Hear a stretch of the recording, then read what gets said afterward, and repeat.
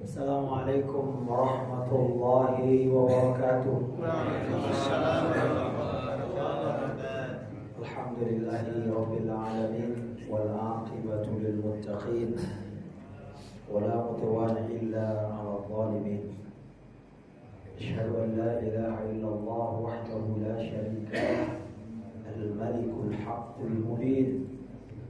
Wa asyhadu anna Muhammadan 'abduhu wa rasuluhu as-sadiqul wa'dil amin. Allahumma shalli ala Muhammadin wa ala alihi wa sahabatihi ajma'in. Amma ba'du. Hadirin dan hadirat Masjid Al-Hidayah yang dirahmati Allah Subhanahu wa taala.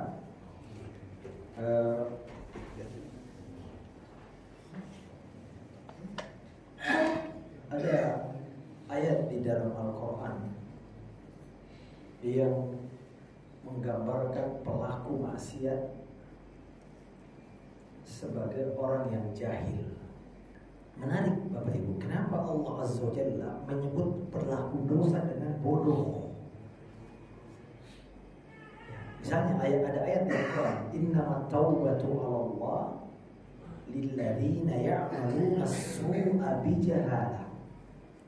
Sesungguhnya taubat itu di sisi Allah adalah mereka yang berbuat dosa lantaran kebodohannya. Ya. Kemudian juga ada ayat dalam Quran, "Tsumma inna rabbaka lilladzina 'amilus su'a bijahalah. Tsumma tabu min ba'di dzalika wa aslahu." Sesungguhnya Rabb kepada orang-orang yang melakukan dosa karena kebodohannya. Makanya kata para sahabat atau para salafus saleh, mereka mengatakan kullu man asallah fahuwa jahil. Semua pelaku dosa adalah jahil sampai ia meninggalkan dosanya. Dan disebut mereka jahil, Bapak Ibu yang dimuliakan Allah SWT, karena mereka jahil akan Allah Subhanahu wa ta'ala. Karena mereka tidak mengenal Allah Jalla Jalaluhu.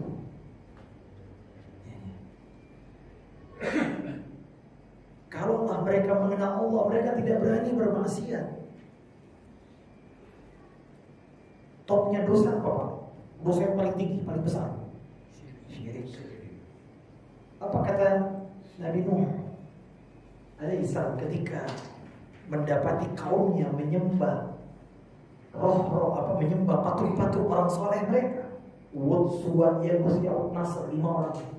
Jadi kesyirikan yang pertama kali muncul sejarahnya di zaman Nabi Nuh. Antara Nabi Adam sampai Nabi Nuh itu sekitar 10 abad. Tidak ada kesyirikan, yang ada dosa-dosa saja. Setelah Nabi Nuh, kaumnya Nabi Nuh, maka muncul kesyirikan. Apa kata Nabi Nuh dalam surah Nuh ya? Kepada kaumnya, "Ma lakum la tarjuna lillahi waqara." Kenapa kalian tidak mengagungkan Allah dengan sebenarnya pengagungan? Ibnu Abbas radhiyallahu taala anhu, seorang sahabat yang paling tahu Al-Qur'an, turjumanul Quran, dia yang paling paham makna Al-Quran. Beliau menafsirkan ayat ini, kenapa kalian tidak mengetahui akan keagungan Rabb? Kenapa orang menyembah berhala? Karena mereka tidak mengenal akan Allah Azza wa Jalla. Kalau seandainya mereka kenal, mereka tidak akan menyembah berhala itu. Mereka akan menyembah Allah Azza wa Jalla. Kenapa orang kedukun Pak? Di Indonesia banyak dukun ya Pak? Setiap RT ada dukun, RW ada dukun. Kenapa di Indonesia malah klinik Pak? Ilmu kebal, ilmu ini, penglaris itu, orang tolak bala ke laut ini, tolak bala ke gunung ini. Karena kita ini banyak yang jahil akan kebesaran, keagungan Rabb kita, sehingga kita tidak minta kepada Allah pertolongan, justru lebih mengenal makhluk. Itu akar kebodohan. Makanya kalau Nabi Musa alaihissalam ketika melewati Laut Merah, mereka sudah selamat. Lalu perjalanan menuju Baitul Maqdis, Bani Israel melihat orang-orang suku-suku yang mereka lewati menyembah patung, menyembah berhala. Tiba-tiba mereka mengatakan, "Ya Musa, ij'al lana ilahan kama lahum alihah. Kami juga pengen bikinkan kami Tuhan sesembahan sebagaimana yang mereka juga punya sembahan. Kami ingin menyembah berhala, wahai Musa, bikinkan kami Tuhan. Apa kata Nabi Musa? Bal antum qaumun tajhalun. Kalian ini kaum yang bodoh. Dosa-dosa yang lain begitu juga, Pak. Kenapa orang minum khamar? Karena dia nggak takut akan kebesaran Rabb-nya. Dia nggak takut dengan siksanya Allah Azza wa Jalla. Kenapa orang korupsi? Karena dia nggak tahu bahwa Allah Maha melihat, Maha mendengar. Kenapa orang berkata kotor, berkata kasar? Karena mereka tidak atau jahil akan kebesaran keagungan Rabb-nya. Seandainya mereka mengenalnya, mereka pasti meninggalkan dosa itu. Ya.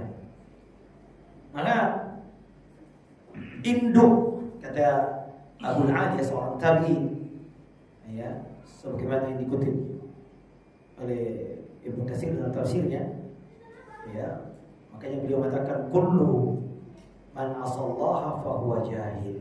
Apa ini disebutkan oleh tafsir At-Tabari, ya, kemudian At-Tabari meriwayatkan bahwasanya Ibnu Abu Aliyah menyebutkan bahwa semua pelaku dosa karena kebodohannya kepada Allah Subhanahu wa taala. Ya.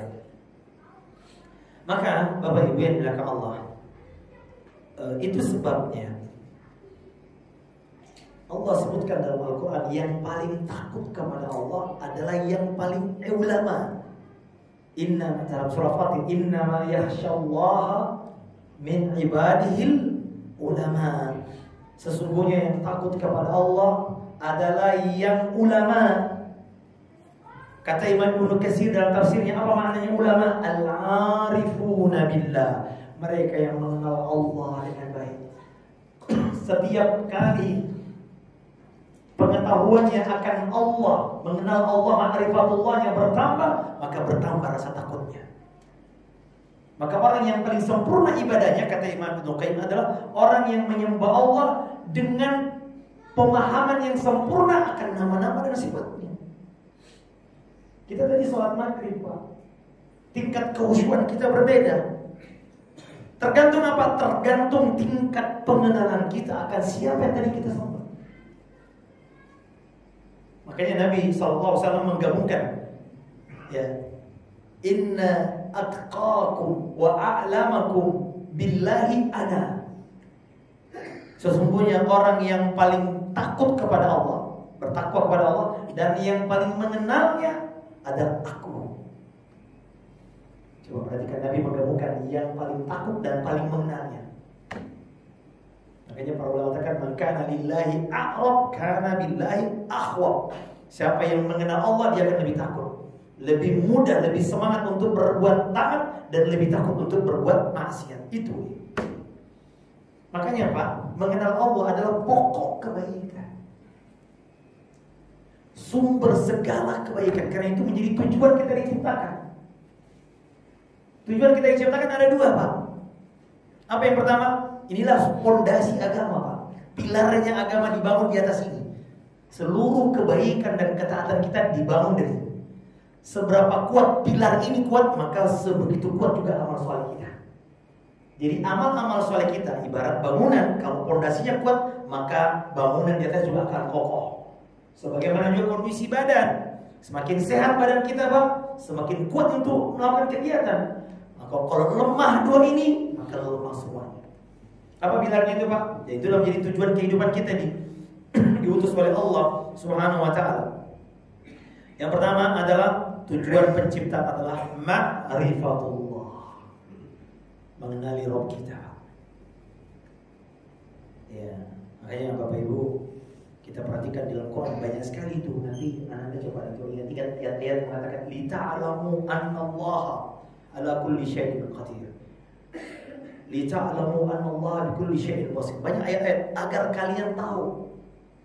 Salah satu ayat yang saya ingat dalam surah Talaq, ya, Allahul ladzi khalaqa sab'a samawatin wa minal ardi mislahunna yatanazzalu al-amru bainahunna lita'lamu annallaha ala kulli syai'in qadir.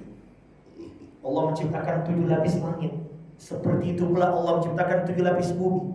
Dan Allah Subhanahu wa ta'ala memilikinya urusan antara langit dan bumi. Dia menguasai urusan antara langit dan bumi. Agar kalian mengenal bahwasanya Allah Maha Kuasa atas segala sesuatu. Berarti kita ini diperintahkan mengenal Allah, Pak.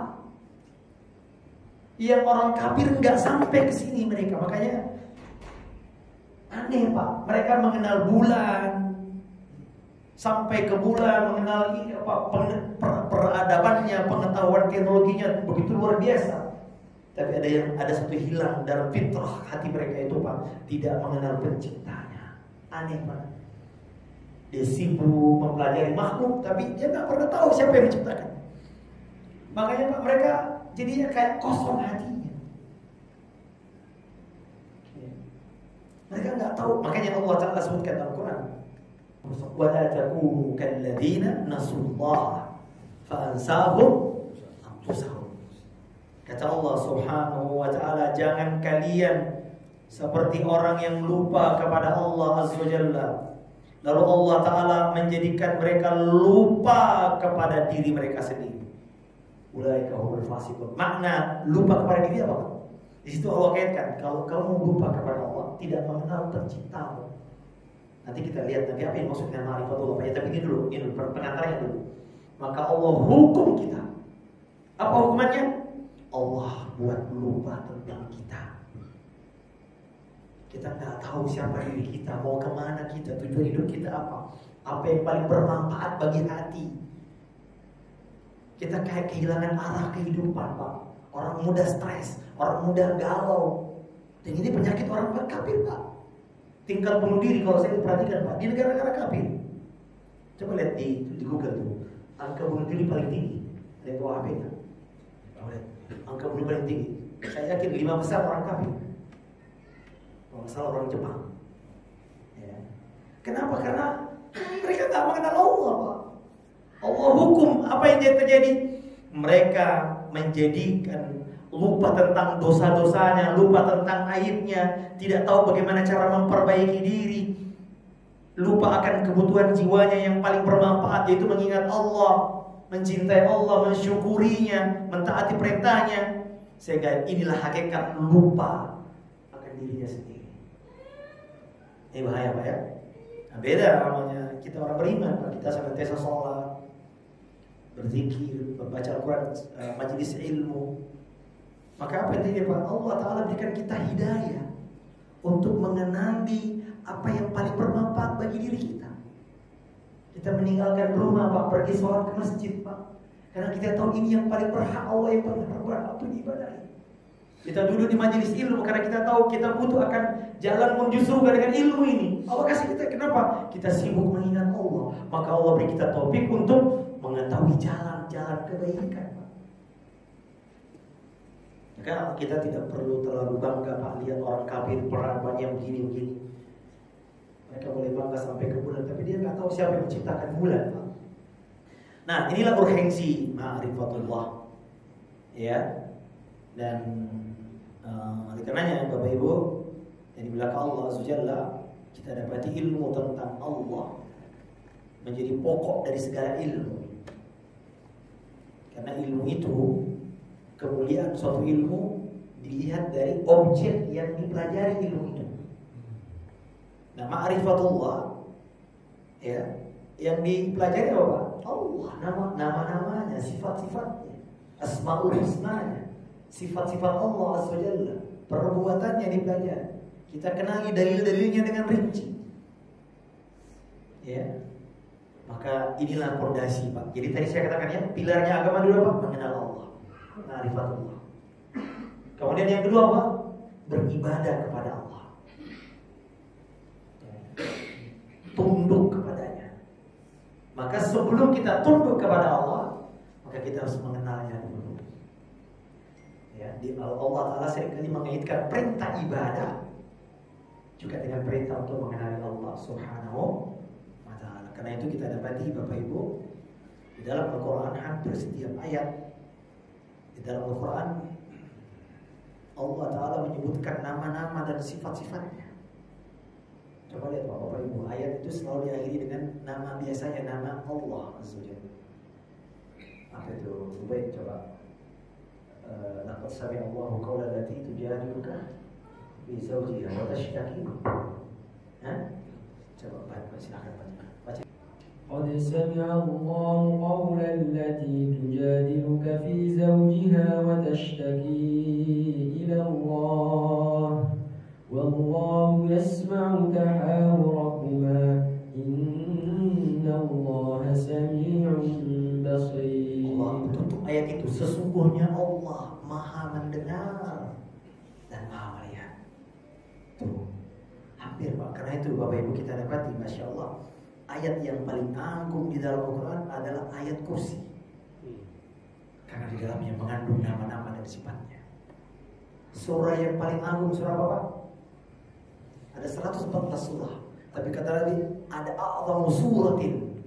Surah apa Pak? Ini tawadu atau enggak tahu? Surah Al-Fatihah.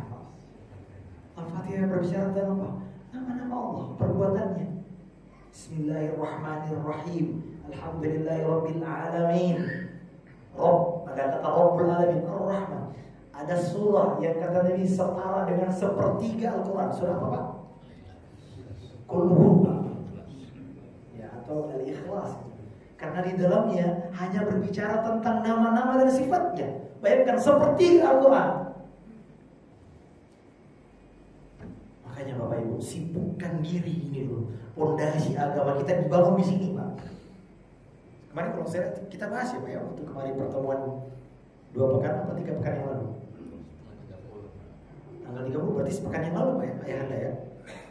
Ya, saya kalau beliau yang memberi pengumuman semangat rasanya ya. Masya Allah ya. Saya kaget 2 kali salam tadi ya. Masya Allah ya. Bapak Ibu, coba lihat nih. Kemarin kita bahas Pak. Jadi sebetulnya Pak, yang paling pertama yang harus kita kenali adalah ma'rifatullah. Ini ilmu yang paling dulu. Tak kenal maka ta'aruf. Dan mudah mengenali Allah Pak. Karena dan kata Imam Ibnu Qayyim, siapa yang mengenal man arafallaha bi asma'ihi wa sifatihi ahabbahu la mahalata. Kata beliau, siapa yang mengenal Allah dengan nama-namanya, sifat-sifatnya, pasti dia akan cinta. Pasti dia akan cinta. Karena nama Allah husna, sempurna keindahannya. Sifat-sifatnya mulia, tinggi, tidak ada yang bisa menandinginya. Perbuatannya semuanya terpuji, tidak ada satupun celah. Maka barang siapa yang memfokuskan diri berusaha mentadabburi, mempelajari dengan rinci, maka akan pengaruh kepada hati berupa apa? Yang paling penting adalah cinta, cinta kepada Allah. Sayangnya kita sehingga Pak, pengaruh dalam ibadah. Nah beda kalau kita di Indonesia Pak. Makanya dulu kata para sahabat, kami dulu waktu masih muda, umur remaja kayak beliau ini, kami diajarin tauhid dulu, akidah dulu, baru belajar Quran. Kebalikannya kita di Indonesia, anak belajar Iqra dulu, tapi lupa diajarin akidah. Makanya bisa jadi dia menjadi tahfiz Quran tapi koruptor. SAG Pak, MAG gelarnya tapi koruptor. MAG, Master Alam Goib.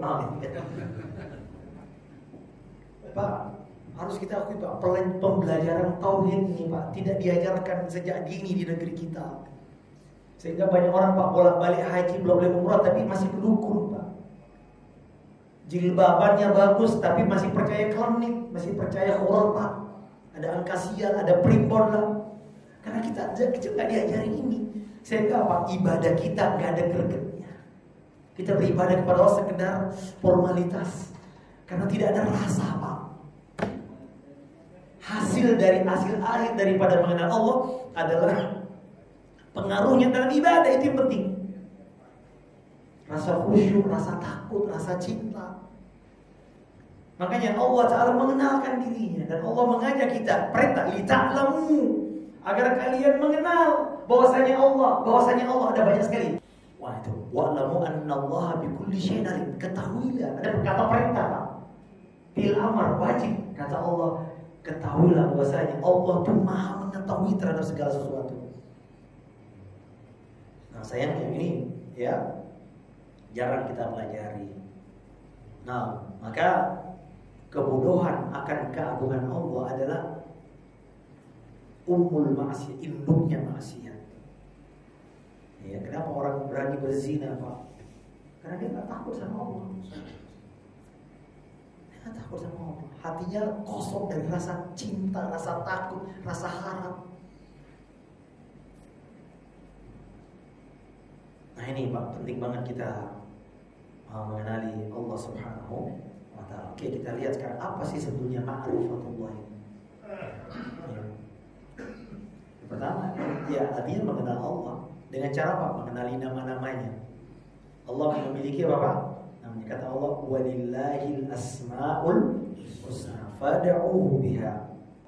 Allah memiliki asma, nama-nama yang husna itu maknanya puncak kesempurnaan, Pak. Karena ya Pak, nama-nama Allah itu tidak menerima kekurangan. Namanya harus mengandung kesempurnaan, tidak mungkin dibawa kepada yang lain. Kalau nama ya, kalau sifat bisa. Jadi kalau dalam kaidah sifat lebih ketat.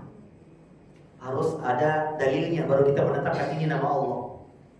Tapi kalau sifat itu agak lebih luas. Sifat itu maksudnya apa ya? Tata cara sifat. Misalnya disebutkan Allah Ta'ala berkehendak, Allah Ta'ala berbicara, itu sifat. Allah Ta'ala kata Nabi turun ke langit bumi, Allah Ta'ala memiliki wajah, Allah Ta'ala memiliki kaki. Disebutkan dalam Al-Hadis semuanya, Allah Ta'ala memiliki tangan. Itu sifat. Nah, lebih yang luas lagi kabar, pengkabaran. Kita mengatakan Allah tidak tidur, ini kabar. Itu lebih luas, lebih lama. Tapi kalau nama itu lebih ketat. Semua nama pasti mengandung sifat. Nama Allah Ar-Rahman mengandung sifat apa? Kasih sayang, rahmat. Nama Allah Al-Ghafur mengandung sifat apa? Allah Ta'ala memiliki sifat mengampuni hamba.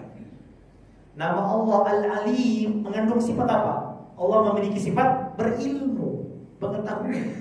Nama Allah Al-Qadir mengandung sifat Al-Qudrah. Tapi tidak semua nama, tidak semua sifat lalu otomatis jadi sebuah nama. Kenapa? Karena nama Allah harus murni mengandung kebaikan, tidak bisa ditafsirkan kepada yang lain. Seperti misalnya ada kalimat dalam Al-Quran kata Allah, waja'a rabbuka wal malaku, dan datanglah Rabbmu. Berarti Allah Ta'ala memiliki sifat datang. Nah, terus tidak boleh kita mengatakan kalau begitu Allah memiliki nama Al-Maji atau Al-Muji yang datang. Kenapa? Datang itu bisa berkonotasi baik, bisa berkonotasi dia datang. Jangan-jangan dia mengumpul kita. Tapi kalau nama Ar-Rahman gak mungkin dibawa kepada yang lain. Apalagi namanya misalnya Allah Ta'ala disebutkan fa'alul lima yurid, Allah itu berkehendak. Nah, tapi tidak boleh kita kasih nama Al-Murid, yang berkehendak. Kenapa? Namanya berkehendak, bisa berkehendak baik, bisa berkehendak buruk. Maka nama Allah harus husna.